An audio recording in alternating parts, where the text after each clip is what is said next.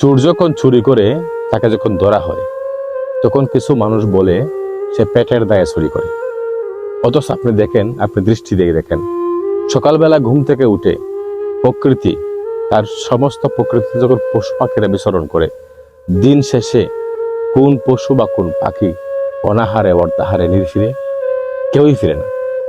সব পাখিকে, সব পশুকে, সব মাছকে যিনি খাওয়াতে পারেন, আমরা হচ্ছে আশরাফুল মখলুকাত, আমরা না খেয়ে থাকবো এটা হতেই পারে না। আমরা আমাদের স্বভাবের কারণে, আমরা আমাদের নিজেদের কারণে আমাদেরকে উপোস থাকতে হয়। অথচ সকালবেলা ঘুম থেকে উঠে এবং সন্ধ্যার আগ পর্যন্ত আমরা যদি কর্ম করে যাই, তাহলে কেহই খালি পেটে থাকার কথা নয়।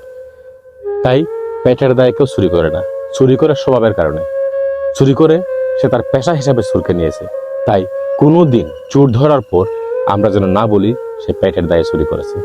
তারা কিন্তু তাদের আহারের জন্য সকালবেলা বের হয়ে যায়, বিকালবেলা ভরা পেটে ঘর ফিরে। আর যিনি তাদেরকে এই সমস্ত খাবার জুগিয়ে যান, তিনি হচ্ছেন স্রষ্টা। তিনি যেন প্রত্যেক পশু পাখির স্রষ্টা, ঠিক তেমনি ভাবে তিনি আমাদের স্রষ্টা।